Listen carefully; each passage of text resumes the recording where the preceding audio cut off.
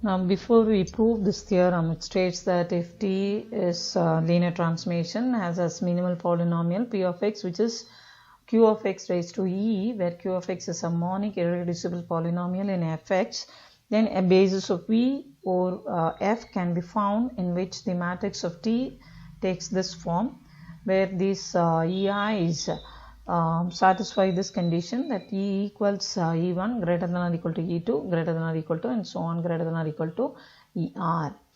Now, to prove this theorem, we make use of these concepts and theorems. Namely, we said earlier in the previous video, V is regarded as both finite dimensional vector space as well as Fx module. And from the Rational Canonical Form section, we know that V is decomposition theorem, that V is written as V1 direct sum and so on direct sum VR, where each Vi is invariant subspace. And we also know regarding V as finitely generated Fx module, by the fundamental theorem on finitely generated R module, V can be written as the direct sum of cyclic submodules Vi's. So, and this theorem is borrowed from, these two theorems are borrowed from module section and Jordan form section. And in the same section we have got this, that is given P of x, a minimal polynomial, the minimal polynomial for T over F.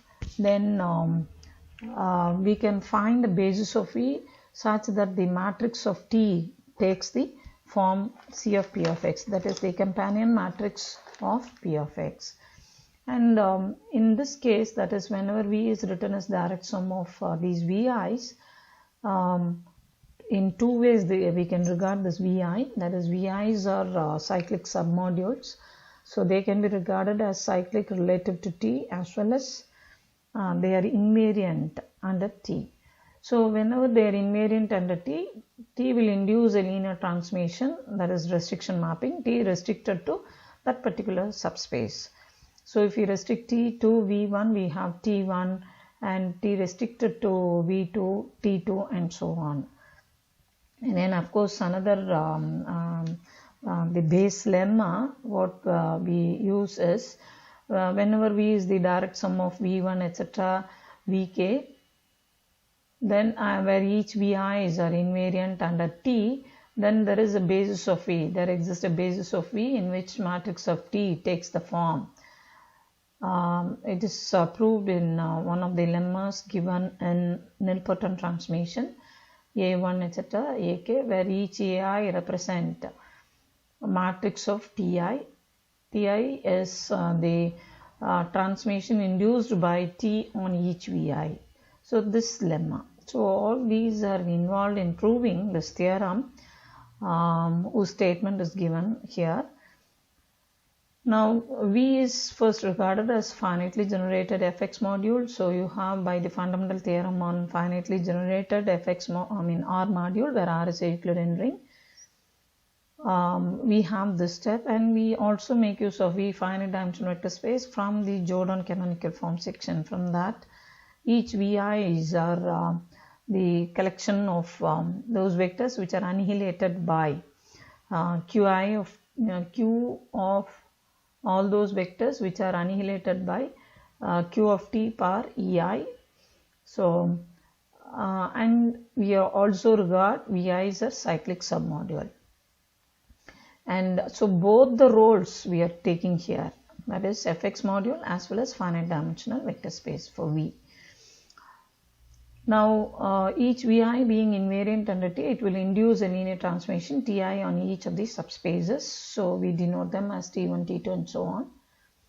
Now since the minimal polynomial of Ti should divide the minimal polynomial of T, so this is also one of the results that we have proved in section 6.4 in Herstein, topics in algebra. So that is to prove the main theorem we had this.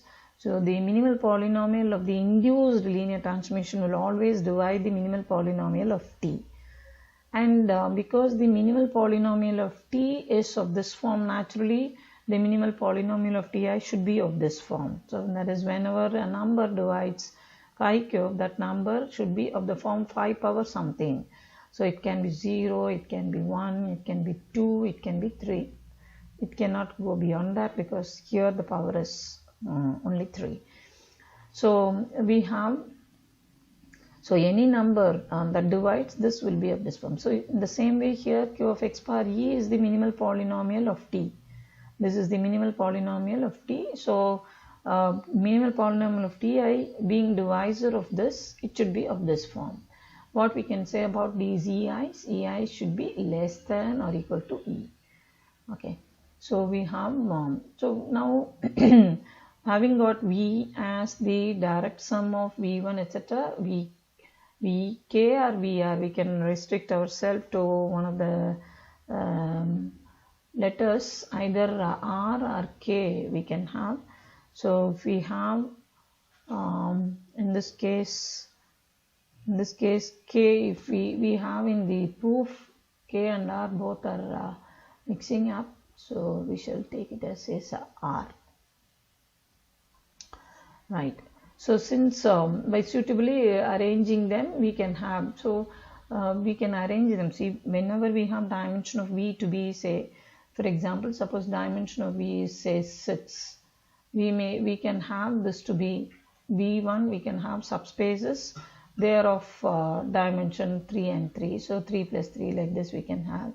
Or we can have subspaces whose dimension may be 4 in n2 in n1. So it depends on the subspaces that we have, and so accordingly here I will have this subspace is of dimension 4. This subspace is of dimension 4. So when we consider the minimal polynomial, at most degree we can have it as say 4 for this one. And when you say that q of x power e, we should remember that even this one, it may be a polynomial, say x square plus 1 to the power 4. I may have dimension to be say 10. Dimension of v is 10. This is only minimal polynomial. This is not characteristic polynomial. Well, if it is characteristic polynomial, then the degree of the entire expression should only be 10. But this is only minimal polynomial. Suppose I have that to be say x square plus 1 to the power 4, then I will be left with one more x square plus 1, so that I can have 8 plus 2, 10. So I may have v2 to be of dimension 2 and this one to be of dimension 8. So 8 dimension of v, 10 means in that case we are discussing this 8 plus 2 like this we have. So that is how these numbers they arise. So by suitably arranging vi's we have all this. Since vi is a cyclic submodule relative to ti, there is a basis of vi for each one. See, each vi, the previous lemma, that is this lemma, we proved that whenever we have v to be cyclic relative to t. So in this place, instead of v, we have vi. Each vi is cyclic relative to t restricted to this one. So we have ti. So correspondingly, we will have matrix of ti in some basis of vi. So that is what we have here. So we make use of this lemma 5.2.4 to conclude this part. Now since we use this by the lemma, there exists a basis of this one comes from this base lemma which we had in nilpotent transmission. So it comes from this, and v is the direct sum of v1 etc vr. So by lemma there exists a basis of v. So for each one you have, and then ultimately for the entire you have to consider the basis of v1, union basis of v2, and so on, union basis of vr. So they will give basis of v, and by this lemma we arrive at this. Now in the statement, so this one we have already got. Now in the statement we have E equals E1, for which we have the proof like this. We have that E to be greater than or equal to E1. We have already E to be greater than or equal to E1. Now that we want to have E1 to be greater than or equal to E. So how that is established? We have already E to be greater than or equal to E1. Now we want to have E1 to be greater than or equal to E. So for that we proceed like this. Now for Vi in Vi, we see that because it is annihilated, the description of Vi says that it is all those vectors which are annihilated by. So we have Vi on the image of Vi and the Q of t power Ei to be 0 for each Vi. And in particular, when I consider V1 Q of t power E1 is 0. And when we consider V2, it is Q of t power E2 is 0. Now suppose I have say my E1 to be say 5, and E1 is a number which is greater than or equal to E2. So when we have this V2 of Q of t power E2, when we consider this, we can very well have V2 Q, suppose it is say 3, E2 is 3 say. Then what we have is V2 of QT cube to be 0 already. But this is known to us already. Our problem is, do we have V2 of Q of t power 5 also to be 0? Naturally, when this itself is 0, this has to be 0. But this is my E. So that is why we get our V1 Q of t power E1. This is by the definition of V1, it is true. Then when we come to V2 also, Q of t power E1 again will be 0, and so on. So we stop with VR, means VR Q of t power ER will also be 0. So these vectors are annihilated by Q of t power E1, VR Q of t power E1. But our V is the direct sum of this. So any small v arbitrary element can be uniquely written as V1 plus and so on VR. So when we consider V Q of t power E1, it will be V1 Q of t power E1 and so on VR Q of t power E1. So we have each one to be 0, 0, 0. So we have 0, and so V Q of t power E1, we get it as 0. So this is true for every V. So V 0. This is true for every V. As the images are equal, the mappings must be equal. So we get Q of t power E1 to be 0. So we get Q of t power E1 to be 0. But Q of x power E is the minimal polynomial of t by our assumption. So this is any other polynomial satisfied by t, and this happens to be the minimal polynomial.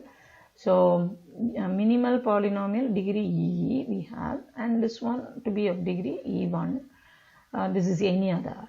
So that means E must be less than or equal to E1.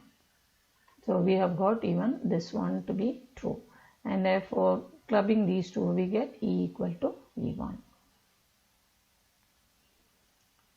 So we make use of all this to establish this theorem. Now as a corollary to this, we have that is for we had P of x to be a particular case, Q of x power E form. Now if we have P of x to be product of irreducible factors, then in that case how we are going to establish can we find a basis of E in which matrix of T takes up form, and that form is called the rational canonical form. That form is called the rational canonical form of T. So we have statement goes like this: if T belongs to f as the minimal polynomial p of x, which is say e1 etc. ek over f, where q1 of x, they are all irreducible distinct monic polynomials. Monic means you have the coefficient of highest power to be 1. Then a basis of E can be found in which the matrix of T takes this form. This is called the rational canonical form, where each Ri is nothing but this. So you have ei1, this is ei1, and so on. This is ei Ri. So for each one we have the same concept extended here. That is all. Right. So let T belong to A of V. What is given to us? It's a linear transmission, and this the minimal polynomial of T. Then since V is finitely generated fx module, we can write V to be the direct sum of these cyclic submodules, V1 etc. Vk. Remember, they are also invariant entity. It is taking both the forms. The V is finite dimensional vector space, as well as it is finitely generated fx module. So fundamental theorem is used, fundamental theorem on finitely generated R module, where R is Euclidean ring. So that is used, and we are having this. Now each Vi is invariant entity, and T induces a linear transmission Ti on Vi, such that the minimal polynomial of Ti is Qi of x power Ei. See, we have these, we are describing what they are. So we have T induces a linear transmission Ti on Vi, such that this is possible because each Vi is invariant under T. Whenever Vi's are invariant, they will induce a linear transmission. So we have this step. So the minimal polynomial of each induced transmission, every linear transmission has minimal polynomial. So for this we have these to be the corresponding minimal polynomials. Now since Qi of x power Ei is the minimal polynomial of Ti on Vi, by the above theorem there exists a basis of Vi in which matrix of Ti, not this one, but what we have here, this is the matrix that we should have, C of companion matrix of Q of x power Ei1 and so on. So it is that we need to have, not this. This is not correct. That star stands for what we have here, this one. This is how it is. See, this comes only from the previous lemma. We had there just E1, so we started with E1, E2 and so on. We ended up with ER, and here in the place of 1 we have I, so EI. So how the rest are to be numbered? So they are numbered like this: EI1, EI2 and so on, EI, RI. So it is this, in the place of star we will have to have this. So it is Ri. This is Ri. Where Ei, it follows from the previous lemma, previous theorem rather, this corollary. Now since V is the direct sum of V1 etc. Vk, this is the base lemma, what was established in nilpotent transmission. So there we have this base lemma. So there exists a basis of E in which matrix of T takes this particular form. So it's by using first lemma in this section and then the previous theorem we have, and the base lemma we have the proof of this rational canonical form. Matrix of T takes this particular form, that's called rational canonical form. So when we consider our P of x, it was nothing but Q1 of x power E1 and so on, Q, K, of x power ek. So when I have E1, for that we had E11, E12 and so on. E1, say we'll have to have say some R K1 we can have, and E2 like this, E2, E1, R1, okay, R1, RK we can have later. Then E2, 1, E2, 2 and so on, E2, R2 and so on. Ek, when we consider, it will be equal to Ek1 greater than or equal to Ek2 and so on, Ek, Rk. So when we consider, so these are called Q1 of x power E11. See, in the case of the previous theorem, we had just Q of x power E. It is the minimal polynomial. It is only the minimal polynomial of t. But when we have dimension, this was mentioned earlier, dimension of v is say 10, and this is just say x square plus 1 per 4 say, then this is only minimal polynomial. Okay, when we want to write the matrix of T, it should be of order 10 cross 10. It should be of order 10 cross 10. And this only accounts for just 8. Then what will happen to the next one? So in that case, we will be the direct sum of like this. So we have to have this one to be corresponding to x square plus 1. Already here we have x square plus 1 to the power 4 and this one. So, and this is being a minimal polynomial. When we consider the rest, the power should be either equal or it should be less than this.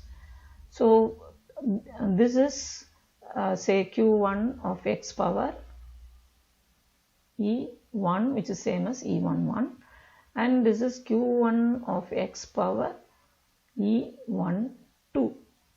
So these are called elementary. So like that, when we have more subspaces, and here the dimension, depending on the dimension. Okay, so we will have lot of elementary devices, These are called elementary devices. And when we consider the minimal polynomial of this p of x, when we consider the product of all these elementary devices, you will have Q1 of x power E11, Q1 of x power E12 and so on, product Q1 of x power E1 Rk, or rather E1 R1, and so p of x we have p of x is just this Q2 of x power E11 is same as E1, E21 is same as E2. So you have this, but other than that you have the product of all this. So in that case, the product of all this will form the characteristic polynomial. That is called the characteristic polynomial, and that we denote as Pt of x. So your Pt of x is along with these which contribute, which is factors of our P of x, that will be there. Then along with them some more polynomials, because we have so many elementary devices. When we consider the product of all this, our P of x will only be a part of it. So the product of all these elementary devices is defined to be your characteristic polynomial. See, these are called elementary devices, and the product of these elementary devices is denoted as Pt of x, and that is called the characteristic polynomial. So characteristic polynomial degree will be same as that of your dimension of v. That will be same as dimension of v. And when you consider P of x, each factor, the first one, they will correspond to dimension of the subspaces only. So when we consider characteristic polynomial, it will be product of minimal polynomial. Other than that, you have the product of the remaining elementary divisors. So if you denote that as S of x, your Pt of x will be equal to P of x into S of x. So this relation is the base to prove your Cayley-Hamilton theorem. Every linear transformation T satisfies its characteristic polynomial. So we have this one Pt of x to be this is Pt of x. Pt of x is the product of all the elementary divisors, and the part of the product of all elementary divisors is only P of x. The remaining we need to name, so we shall name it as S of x. But T satisfies minimal polynomial. This being minimal polynomial, P of t should be 0. So you will have Pt of t also to be 0 transformation, which means your T satisfies characteristic polynomial. So that is your Cayley-Hamilton theorem.